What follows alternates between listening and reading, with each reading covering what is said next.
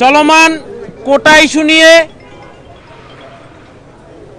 আমাদের বাংলাদেশ ছাত্রলীগের পক্ষ থেকে যেই কর্মসূচিগুলো নেওয়া হয়েছে, জনদুর্ভোগ সৃষ্টি করে কোটা সংস্কারের দাবির নামে মানুষের মধ্যে যে ভীতির পরিবেশ সৃষ্টি করা হয়েছে, বাংলাদেশ ছাত্রলীগ সেই জায়গা থেকে শিক্ষার্থীদেরকে পড়ার টেবিলে ফিরে আসার আমন্ত্রণ জানিয়ে ইতিমধ্যেই কর্মসূচি সম্পন্ন করেছে। আরও কর্মসূচি আমাদের সামনে রয়েছে। ডোর টু ডোর ক্যাম্পেইন নামে আমরা একটি উদ্যোগ নিয়েছি, যার মধ্য দিয়ে আমরা দেশের বিশ্ববিদ্যালয়গুলোর, কলেজগুলোর হলে হলে শিক্ষার্থীদের কাছে গিয়ে তাদের মধ্যে সঠিক বার্তাটি পৌঁছে দেওয়ার চেষ্টা করব। কোটা ইস্যুর যৌক্তিক এবং বাস্তবসম্মত সমাধানের লক্ষ্যে তাদেরকে নিয়ে আমরা কোনো প্রকার ঘোলা পানিতে মাছ শিকারের চেষ্টা যেন কেউ করতে না পারে, সেই লক্ষ্যে সচেষ্ট রয়েছি এবং কাজ করছি। বিভিন্ন সঠিক তথ্য উপাত্ত লিফলেট আকারে তাদের সামনে তুলে ধরে আমরা তারা যেন কোনো ভুল পথে পা না বাড়ায়, কারো কোনো ষড়যন্ত্রের জালে নিজেদেরকে জড়িয়ে ফেলে নিজেদের ভবিষ্যৎ জীবনকে বিনষ্ট না করে, এবং এই দেশ আমাদের, এই দেশ সকল শিক্ষার্থীদের, এই বিষয়টিকে মাথায় রেখে দেশমাতৃকার রক্ষার স্বার্থে দেশের সুষ্ঠু সুন্দর শান্তির যে নির্বিঘ্ন পরিবেশ সেটিকে বজায় রাখার লক্ষ্যে এই বাংলার শিক্ষার্থীরা, কোমলমতি শিক্ষার্থীরা যেন কোনো বেআইনি কাজে যুক্ত না হয় এবং সাধারণ মানুষের প্রতিও তাদের যে দায়বদ্ধতা, দায়িত্ববোধ রয়েছে সেটিকে হৃদয়ে ধারণ করে তারা যেন নিজেদের দায়িত্বশীল আচরণের মধ্যে সংক্ষিপ্ত রাখেন। কারণ আমরা ইতিমধ্যেই দেখতে পাচ্ছি, লক্ষ্য করছি, শিক্ষার্থীদের এই আন্দোলনে যারা সবসময়ই শিক্ষার্থীদের কাঁধে ভর করে, তাদের মাথাকে কাজে লাগিয়ে, তাদের মেধাকে কাজে লাগিয়ে ষড়যন্ত্র করে এই দেশকে, এই দেশের অগ্রগতিকে শেখ হাসিনার নেতৃত্বে স্মার্ট বাংলাদেশের লক্ষ্যে আমাদের যে অভিযাত্রা সেটিকে বিঘ্নিত করার চেষ্টায় মগ্ন রয়েছে, সেই ধরনের লোকজনের এই আন্দোলনে সম্পৃক্ততা আমাদেরকে সত্যিই উদ্বিগ্ন করে, ভাবিয়ে তোলে। আমরা ছাত্র সমাজের পক্ষ থেকে, প্রগতিশীল ছাত্রদের পক্ষ থেকে স্পষ্টত বলতে চাই, জানিয়ে দিতে চাই, কোটা আন্দোলনের নাম করে শিক্ষার্থীদের এই আন্দোলনে যদি কেউ কোনোভাবে বাহাত ঢুকিয়ে দেশের শান্ত পরিবেশকে অশান্ত করার চেষ্টা করে, সেটির ফলাফল কিন্তু ভালো নয়। আজকে আমাদের এই মিড ডে প্রেসে আমাদের মাঝে উপস্থিত রয়েছেন বাংলাদেশ ছাত্রলীগ কেন্দ্রীয় নির্বাহী সংসদের সংগ্রামী সভাপতি, ঢাকা বিশ্ববিদ্যালয়ের আইন বিভাগের মেধাবী শিক্ষার্থী, একজন বীর মুক্তিযোদ্ধার সন্তান জনাব সাদ্দাম হোসেন। আমাদের মাঝে উপস্থিত রয়েছেন বাংলাদেশ ছাত্রলীগ ঢাকা বিশ্ববিদ্যালয়ের বিপ্লবী সাধারণ সম্পাদক, জাতিসংঘ কর্তৃক রিয়েল লাইফ হিরো খ্যাত জনাব তানভীর হাসান সৈকত।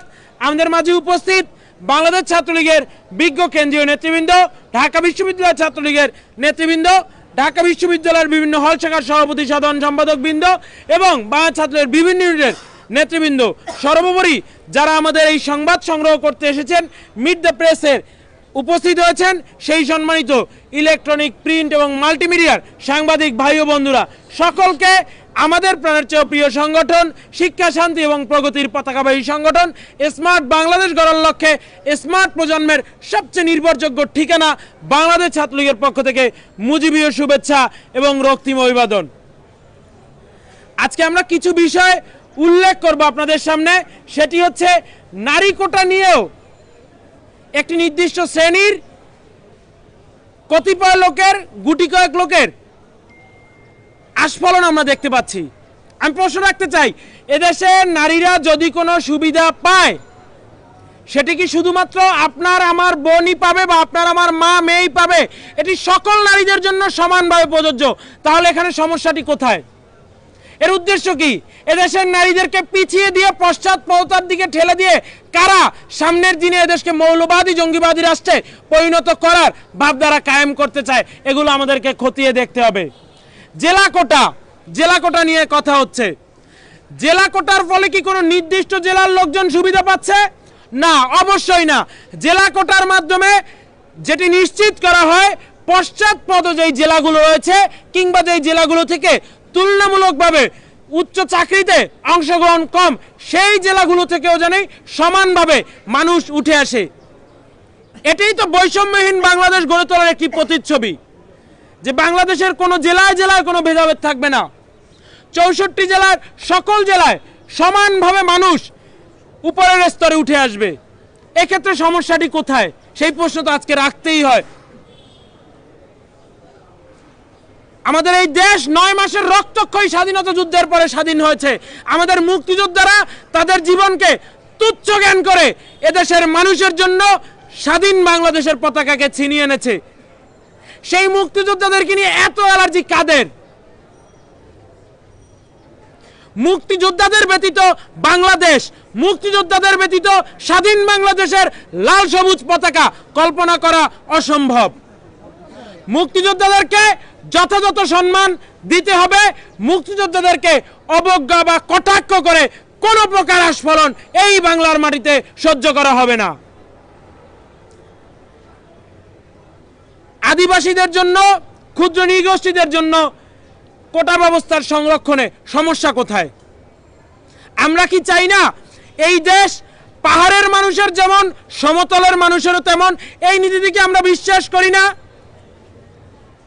তুমি কে আমি কে, সাঁওতাল মান্ডি পাহাড়ি বাঙালি, এই কথাগুলো কি হৃদয়ে ধারণ করতেই খুব বেশি কষ্ট হয়? কাদের কষ্ট হয়? ক্ষুদ্র নৃগোষ্ঠীর কিংবা আদিবাসীদের আমাদের স্বাভাবিক সুস্থ সমাজ দ্বারায় তাদের ভারসাম্য বজায় রাখার জন্য অবশ্যই আদিবাসী কোটার প্রয়োজন রয়েছে। প্রতিবন্ধীরা আমাদের সন্তান, তারা আমাদের জীবনের এই সমাজ ব্যবস্থার অবিচ্ছেদ্য অংশ। প্রতিবন্ধীদের কোটাকে অবশ্যই নিশ্চিত করতে হবে, তারাও যেন সমাজে ন্যূনতম নিরাপত্তাটুকু পায়, সুরক্ষাটুকু পায়। সাংবাদিক বন্ধুরা, এই পর্যায়ে আপনাদের সামনে আজকে এই মিট দ্য প্রেসে কথা বলবেন বাংলাদেশ ছাত্রলীগ কেন্দ্রীয় নির্বাহী সংসদের সংগ্রামী সভাপতি জনাব সাদ্দাম হোসেন। বাংলাদেশের ছাত্র সমাজের নির্ভরতার প্রিয় ঠিকানা, লাখো নেতাকর্মীর প্রাণের স্পন্দন, কোটি শিক্ষার্থীর ভরসা, মাননীয় প্রধানমন্ত্রী বঙ্গবন্ধু তনয়া দেশরত্ন শেখ হাসিনার হাতে গড়া স্মার্ট জেনারেশনের সবচেয়ে ফেভারিট সংগঠন বাংলাদেশ ছাত্রলীগের পক্ষ থেকে সবাইকে সংগ্রামী শুভেচ্ছা এবং অভিনন্দন। প্রিয় সংবাদ মাধ্যমের বন্ধুরা, আমাদের আজকে সরকারি চাকরিতে কোটা ইস্যু নিয়ে সাধারণ শিক্ষার্থীদের কাছে মতামত সংগ্রহ, উন্মুক্ত আলাপ আলোচনা, জনদুর্ভোগ পরিহার করার জন্য শিক্ষার্থীদেরকে আহ্বান জানানো এবং সার্বিক বিষয়টি যৌক্তিক, অন্তর্ভুক্তিমূলক, গ্রহণযোগ্য সমাধানের জন্য বাংলাদেশ ছাত্রলীগ আজকে এই মিট দ্য প্রেসের আয়োজন করেছে। ইতিমধ্যেই স্বাগত বক্তব্য রেখেছেন বাংলাদেশ ছাত্রলীগের সংগ্রামী সাধারণ সম্পাদক, এদেশের ছাত্র সমাজের অধিকার আদায়ের আপোষহীন কণ্ঠস্বর আমার প্রিয় সহযোদ্ধা শেখ ওয়ালিয়া সিবিনান। উপস্থিত আছেন বাংলাদেশ ছাত্রলীগ ঢাকা বিশ্ববিদ্যালয় শাখার সাধারণ সম্পাদক তানভীর হাসান সৈকত। আমাদের মাঝে উপস্থিত আছেন বাংলাদেশ ছাত্রলীগ ঢাকা বিশ্ববিদ্যালয় শাখার সংগ্রামী সভাপতি, ঢাকা বিশ্ববিদ্যালয়ের সাধারণ শিক্ষার্থীদের অধিকার আদায়ের আপোষহীন কণ্ঠস্বর সংগ্রামী ছাত্রনেতা মাজহারুল কবির শয়ন। প্রিয় বন্ধুগণ, ইতিমধ্যেই বাংলাদেশ ছাত্রলীগের সাধারণ সম্পাদক বাংলাদেশের ছাত্র সমাজের যে মতামত রয়েছে সেই মতামত অত্যন্ত সুচিন্তিতভাবে তুলে ধরেছেন। আজকের এই মিট দ্য প্রেসের মাধ্যমে আমরা বাংলাদেশের ছাত্র সমাজকে ধন্যবাদ জানাই, অভিনন্দন জানাই, বাংলাদেশ ছাত্রলীগের পক্ষ থেকে ভালোবাসা জানাই যে অ্যাপিলেট ডিভিশনের স্ট্যাটাস কো জারির পরে, হাইকোর্টের রায় স্থগিতাদেশ দেওয়ার পরে, 2018 সালের সরকারি পরিপত্র পুনর্বহাল হওয়ার পরে বাংলাদেশের ছাত্র সমাজ সন্তোষ জানিয়ে আপিল বিভাগের পর্যবেক্ষণের উপরে সমর্থন জানিয়ে সাধারণ শিক্ষার্থীরা যার যার শিক্ষা প্রতিষ্ঠানে ফিরে গেছে। তাদেরকে বাংলাদেশের ছাত্রলীগের পক্ষ থেকে, বাংলাদেশের ছাত্র সমাজের পক্ষ থেকে আমরা অভিনন্দন জানাই। এবং একই সঙ্গে আমরা শঙ্কার সঙ্গে লক্ষ্য করি যে সাধারণ শিক্ষার্থীর একটি যৌক্তিক ইস্যুতে আন্দোলন করেছে, শান্তিপূর্ণ উপায় বেছে নিয়েছে। আজকে সাধারণ শিক্ষার্থীরা ঘরে ফিরে গেছে, শিক্ষা প্রতিষ্ঠানের ঘরে ফিরে গেছে, কিন্তু প্রফেশনাল আন্দোলনকারীরা এই ঘোলা পানিতে মাছ শিকার করার জন্য রাজপথে রয়েছে। আজকে তারা নৈরাজ্য তৈরি করেছে, ব্লকেট খেলা খেলছে, যেখানে সাধারণ মানুষ দুর্বিষহ যন্ত্রণার মুখে পড়ছে। রোগীরা যেতে পারছে না চিকিৎসালয়ে, ডাক্তারেরা রোগীর চিকিৎসা করতে যাবে, সেই বাস্তবতাও আজকে বিনষ্ট করার মতো একটি পরিবেশ আজকে আমরা দেখতে পাচ্ছি। প্রিয় বন্ধুগণ, আজকে আমাদের গণমাধ্যমের বন্ধুদের কাছে আমরা আহ্বান জানাই যে একটি বিষয় যেখানে সকল পক্ষই আন্তরিক, যেখানে ইতিমধ্যেই সাধারণ শিক্ষার্থীদের দাবির একটি ধাপ ইতিমধ্যেই পূরণ করা হয়েছে, সেই আন্দোলনকে কেন টেনে টেনে প্রলম্বিত করা হচ্ছে? আজকে দেখুন, যারা বৈষম্য বিরোধী ছাত্র আন্দোলন নামের তথাকথিত একটি প্ল্যাটফর্ম গড়ে তুলেছে, আপনারা দেখুন, তারা প্রথমে বলেছে যে তারা 2008 সালের প্রজ্ঞাপন যদি পুনর্বহাল করা হয়, তারা তাদের আন্দোলন থেকে, তাদের 2018 সালের প্রজ্ঞাপন যদি পুনর্বহাল করা হয়, তারা ইস্তফা দেবে আন্দোলন থেকে, আন্দোলনের একটি যৌক্তিক সমাপ্তি তারা টানবে। 2018 সালের প্রজ্ঞাপন পুনর্বহাল করা হয়েছে, তারা সেখান থেকে তারা অনর্থকভাবে আজকে তাদের আন্দোলন জারি রেখেছে। এরপরে তারা বলেছে কমিশন গঠন করার কথা নির্বাহী বিভাগের কাছে। এর মধ্যে আপনারা জানেন যে হাইকোর্ট বিভাগ একটি পর্যবেক্ষণ দিয়েছে আমাদের নির্বাহী বিভাগের প্রতি, এবং 7ই আগস্ট অ্যাপিলেট ডিভিশনের শুনানি রয়েছে। এখন আবার তারা 180 ডিগ্রি ঘুরে কি বলছে, যে আইনসভা নাকি এই বিষয়ে একটি আইন প্রণয়ন করবে। অথচ কোটা সবসময় একটি চলতি বিষয়, কোটা সবসময় নির্বাহী বিভাগ অন্তর্ভুক্তিমূলক সরকার ব্যবস্থা, অন্তর্ভুক্তিমূলক সমাজ ব্যবস্থা প্রতিষ্ঠা করার জন্য বাস্তবতার আলোকে সবসময় সিদ্ধান্ত গ্রহণ করে। কারণ আজকে আমরা জেন্ডার সমতা প্রতিষ্ঠা করার জন্য নারীদের অন্তর্ভুক্তির কথা বলছি। আজকে একটি ইনক্লুসিভ সমাজ ব্যবস্থা এবং সকল স্তরের জনগোষ্ঠীর প্রতিনিধিত্ব নিশ্চিত করার জন্য আজকে ক্ষুদ্র আমাদের বিভিন্ন নৃতাত্ত্বিক জাতিসত্তার প্রতিনিধিত্ব নিশ্চিত করার কথা বলছি। আজকে প্রান্তীয় অঞ্চলের নিম্নবর্গীয় জনগোষ্ঠীর প্রতিনিধিত্ব নিশ্চিত করার জন্য, তাদের একটি প্রতিনিধিত্ব নিশ্চিত করার জন্য একটি সুরক্ষামূলক নীতি থাকা প্রয়োজন, সেটি আমরা কথা বলছি। সার্বিকভাবেই এটি একটি পলিসি ডিসকাশনের বিষয়। এটি আমরা বাংলাদেশ ছাত্রলীগের পক্ষ থেকে বারবার বলছি, এটি মব জাস্টিস কিংবা স্পট ডিসিশনের কোনো বিষয় নয়। এবং সবচেয়ে বড় কথা, যে আমাদের রাষ্ট্র পরিচালনার কিছু মৌলিক নিয়ম কানুন রয়েছে, নির্বাহী বিভাগ, বিচার বিভাগ, আইনসভা, প্রত্যেকটিরই সুস্পষ্ট সীমারেখা রয়েছে। এবং বাংলাদেশের ছাত্র সমাজ যুগে যুগে বিচার বিভাগের স্বাধীনতার জন্য, মৌলিক মানবাধিকার প্রতিষ্ঠা করার জন্য এবং সেপারেশন অফ স্টেটস, নির্বাহী বিভাগ এবং বিচার বিভাগ এবং আইনসভার পার্থক্য স্বাতন্ত্রীকরণের জন্য বাংলাদেশের ছাত্র সমাজ লড়াই করছে। আজকে যারা নিজেদেরকে স্বঘোষিত মেধাবী দাবি করছে, তারা কি নির্বাহী বিভাগ এবং বিচার বিভাগের পার্থক্য জানে না? তারা কি আইনসভা এবং নির্বাহী বিভাগের কাজের মধ্যে যে স্বাতন্ত্র রয়েছে, পরিপূরক রয়েছে, সমন্বয় রয়েছে, সেই বিষয়গুলো সম্পর্কে কি তারা অবগত নয়?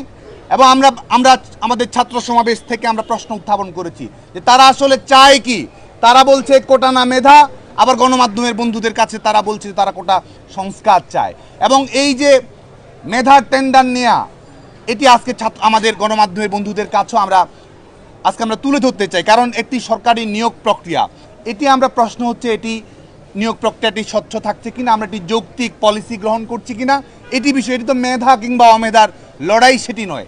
এবং গণমাধ্যমের বন্ধুদের কাছে আমরা আমাদের কিছু ইনফরমেশন শেয়ার করতে চাই যে কাদেরকে মেধাবী বলা হচ্ছে এবং কোটা কোথায় প্রয়োগ হয়, এ সম্পর্কে তো আমাদের যারা প্রফেশনাল আন্দোলনকারী, তাদের তো প্রফেশনালি এইসব বিষয় সম্পর্কে ধারণা থাকা প্রয়োজন ছিল।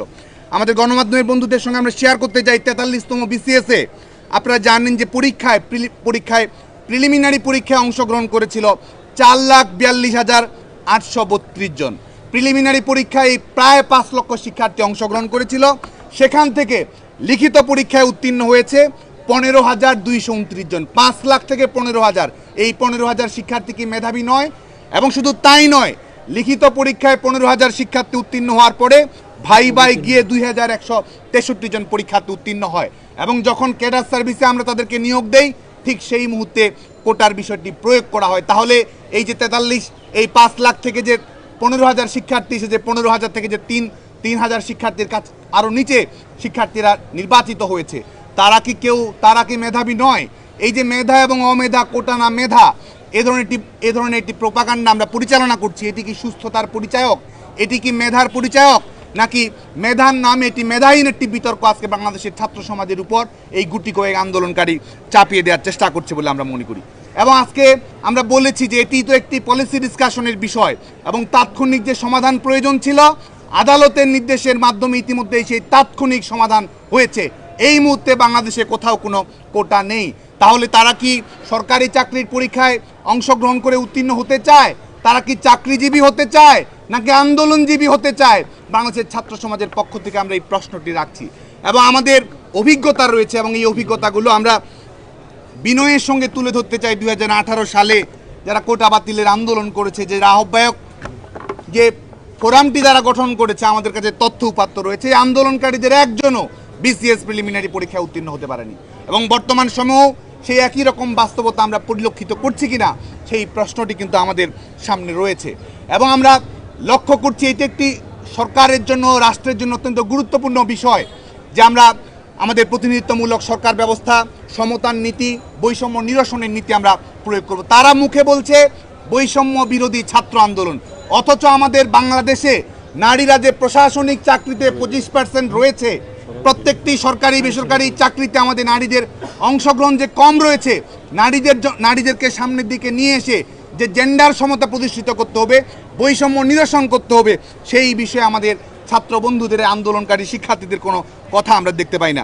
এবং আমরা দেখেছি যে আমাদের বিশেষ করে 2018 সালের পরিপত্র জারি করার আগে আমাদের নারীদের সরকারি চাকরিতে, বিশেষ করে বিসিএস ক্যাডারে পিএসসির আওতাধীন পরীক্ষায় নারীদের অংশগ্রহণ ছিল 25 থেকে 26%। পরবর্তী সর্বশেষ বিসিএসে আপনারা জানেন যে 20%-এর নিচে নেমে এসেছে সর্বশেষ বিসিএসে।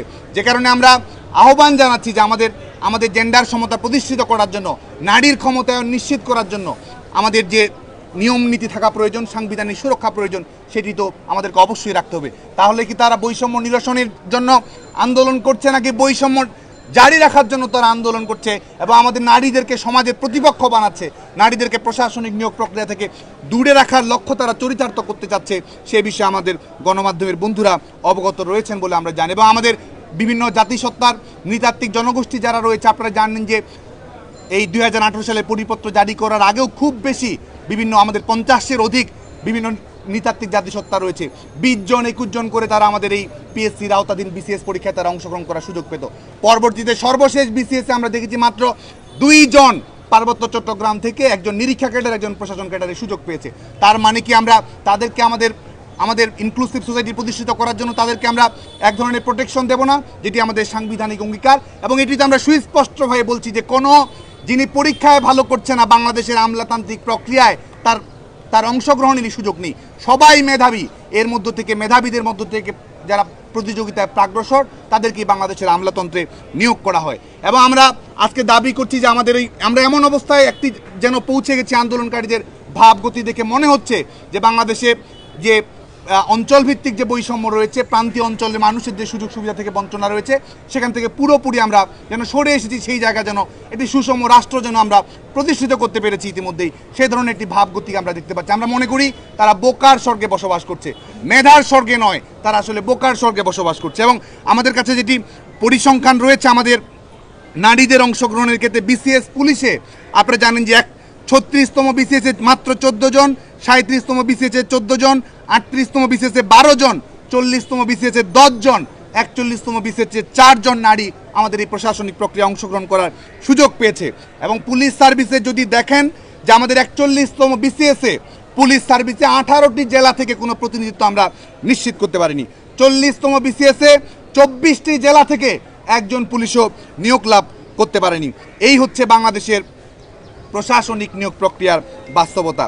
সে কারণে আজকের এই অনুষ্ঠানের মধ্য দিয়ে এবং আমাদের নারীদের জনসংখ্যার হার 50 থেকে 50 এবং 49 নারী পুরুষের শ্রমশক্তিতে অংশগ্রহণ আমাদের যেটি রয়েছে সরকারি, আমাদের সব ধরনের সকল গ্রেডের চাকরিতে 29.29 আমাদের নারীদের সরকারি চাকরিতে অংশগ্রহণের হার। এই কারণে আজকে বাংলাদেশ ছাত্রলীগের পক্ষ থেকে আমরা এই তথ্যগুলো আমাদের সংবাদ মাধ্যমের বন্ধুদের মাধ্যমে ছাত্র সমাজের কাছে আমরা নিয়ে আসতে চাই। এবং আমরা বাংলাদেশ ছাত্রলীগের পক্ষ থেকে আমরা সুস্পষ্টভাবে বলছি যে আমাদের এই কোটা ইস্যু নিয়ে, সরকারি চাকরিতে নিয়োগ প্রক্রিয়া নিয়ে বাংলাদেশ ছাত্রলীগ কিন্তু এই যৌক্তিক সংস্কার যেন হয়, একটি যৌক্তিক রূপরেখা যেন আমরা তৈরি করতে পারি, সেই লক্ষ্যে কিন্তু বাংলাদেশ ছাত্রলীগ বলছে আমরা একটি যৌক্তিক সুরাহা চাই, অন্তর্ভুক্তিমূলক সুরাহা চাই, সাংবিধানিক সুরাহা চাই, যুগোপযোগী সুরাহা চাই এবং সেটির জন্য বিচার বিভাগীয় পর্যবেক্ষণের আলোকে নির্বাহী বিভাগ সময় নিয়ে সংশ্লিষ্ট সকল পক্ষের মতামত নিয়ে বিশেষজ্ঞদের মতামত নিয়ে পার্বত্য চট্টগ্রাম নারী আমাদের প্রতিবন্ধী গোষ্ঠী এবং আমাদের জাতি আমাদের পশ্চাৎপদ জনগোষ্ঠী প্রান্তীয় অঞ্চলের মানুষ আমাদের জাতির শ্রেষ্ঠ সন্তান আমাদের বীর মুক্তিযোদ্ধাদের মতামত সার্বিক বিষয়ের আলোকেই তো একটি সরকারি সিদ্ধান্ত একটি নির্বাহী সিদ্ধান্ত গ্রহণ করা হবে। তাহলে কিসের এত তাড়াহুড়ো? সে কারণেই বাংলাদেশ ছাত্রলীগের পক্ষ থেকে আমরা শিক্ষার্থীদেরকে যেমন অভিনন্দন জানাই যে তারা আদালতের পর্যবেক্ষণের আলোকে সন্তোষ জানিয়ে তারা সরে এসেছে, একই সঙ্গে বাংলাদেশ ছাত্রলীগের পক্ষ থেকে আমরা হুঁশিয়ারি উচ্চারণ করতে চাই যারা দিনের পর দিন নৈরাজ্য জারি রাখতে চায়।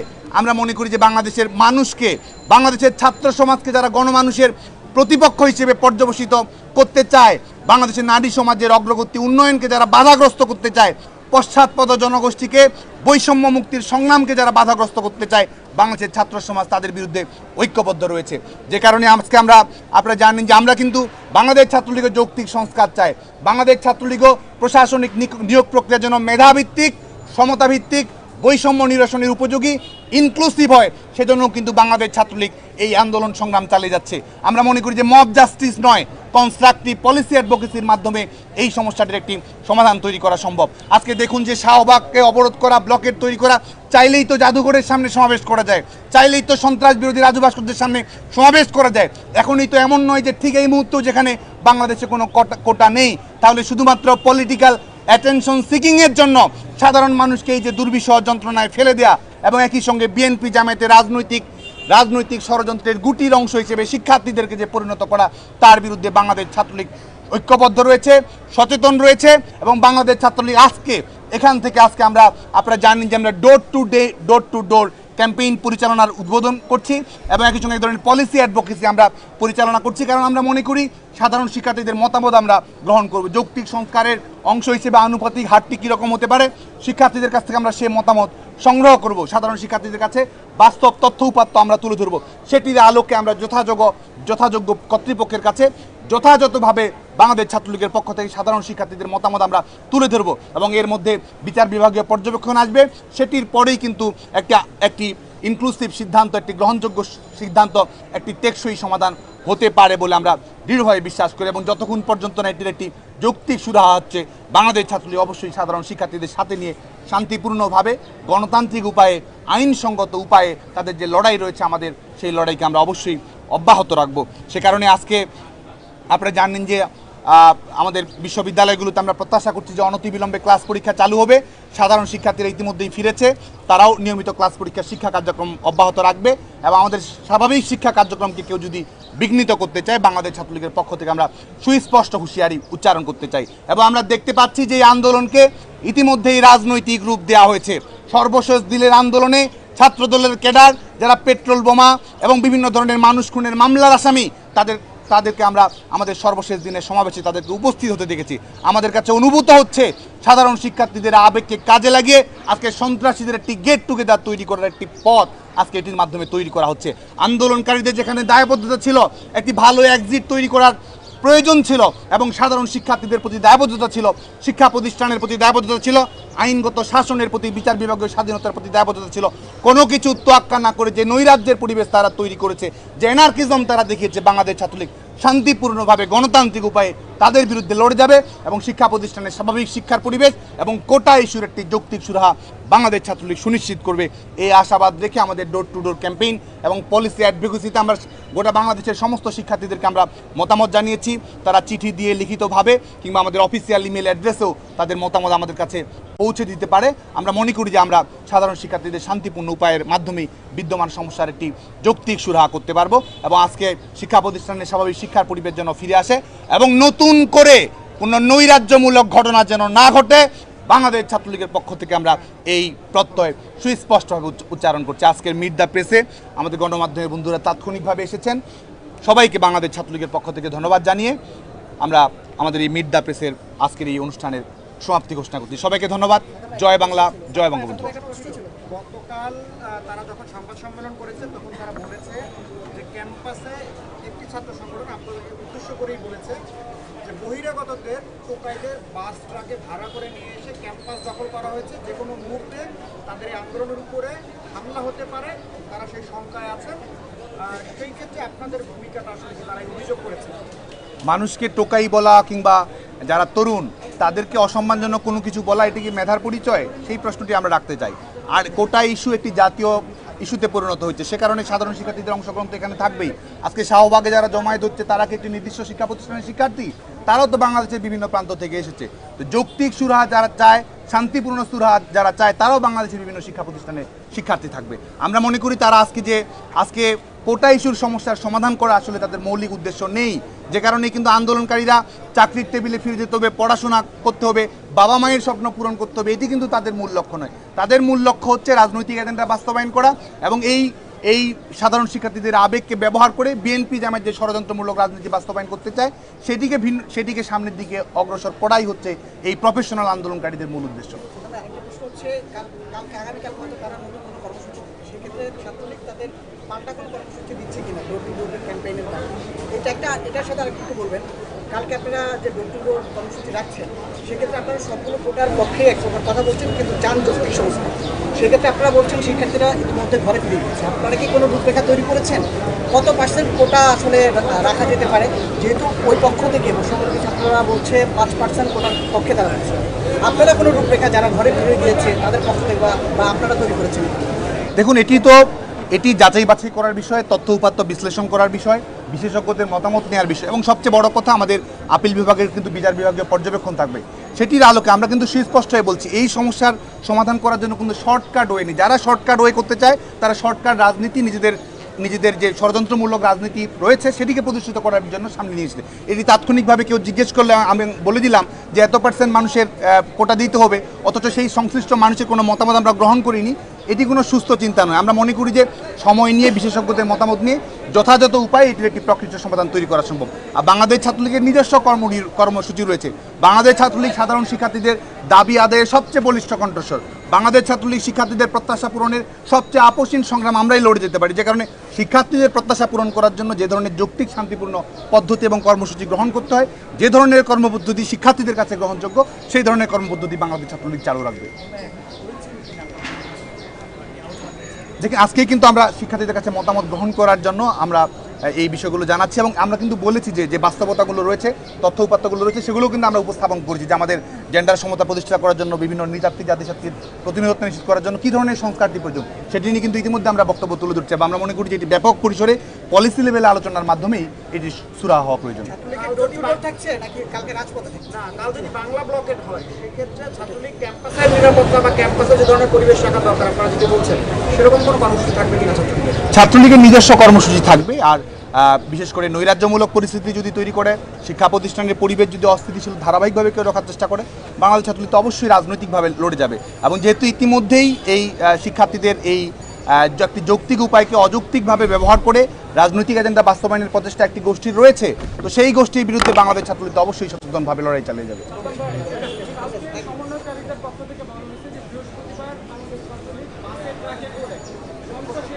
উত্তর দেওয়া হয়েছে।